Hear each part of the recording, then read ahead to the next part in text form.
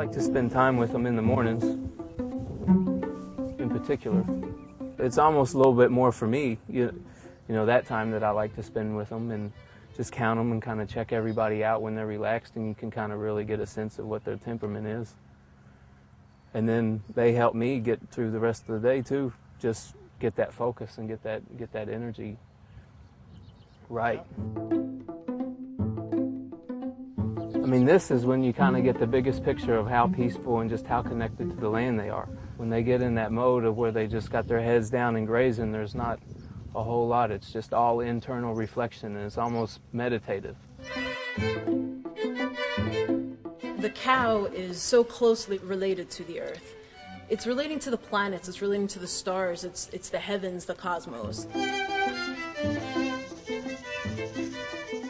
When we put it inside the horn, it concentrates these energies. The design of the horn actually does that for the cow, so it does it for our preparations as well. What I discovered in Central Asia is that every yurt has these horns over it, and the basic pattern is the two horns around the tree of life.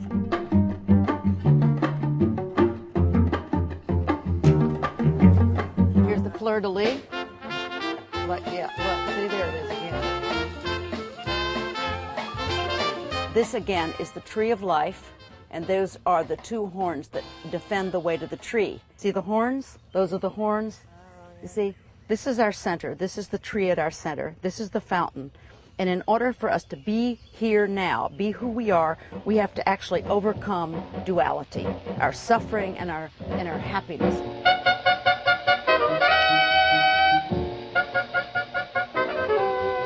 You can look at that from the same perspective of like left brain, right brain, you know. People are like, well, I'm a left brain person, or I'm a right brain person, I'm a science person, or I'm an artist. But there's somewhere in the middle, those two come together, and in that there's a logical consciousness that meets the spiritual world.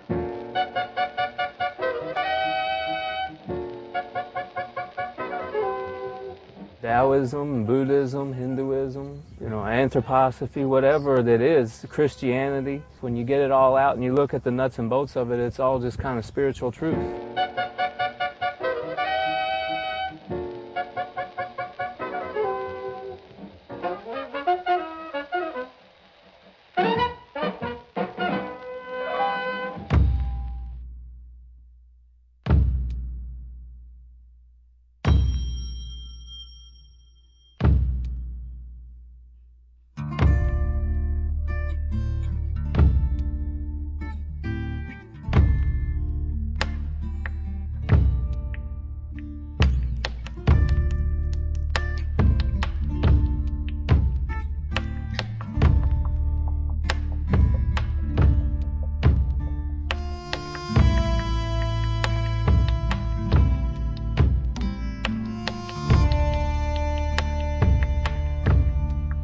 This is the spot that Marko Pagajnik felt is the root chakra of this big piece of land.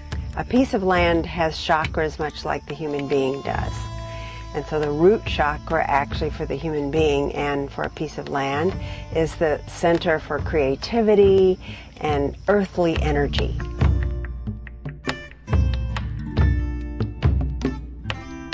I think that the Native Americans felt this energy that we are speaking about, and that they led their lives based on it. You know, the wiser ones, the older ones, that's how they made decisions for their tribe.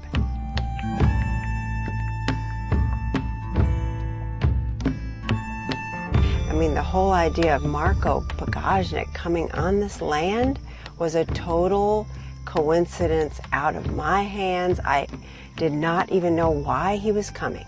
Someone just called me up and said, "Can Marko come visit your land?" I barely could pronounce his name. I'd never seen him. I'd never read his books.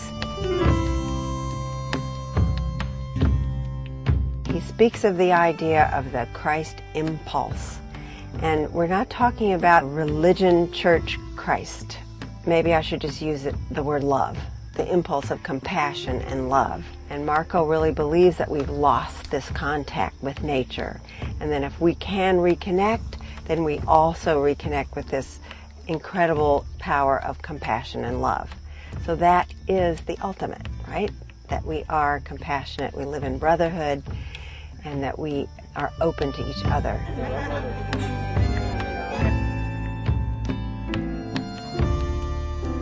We are trying to help the earth do what it naturally can do, and almost even better.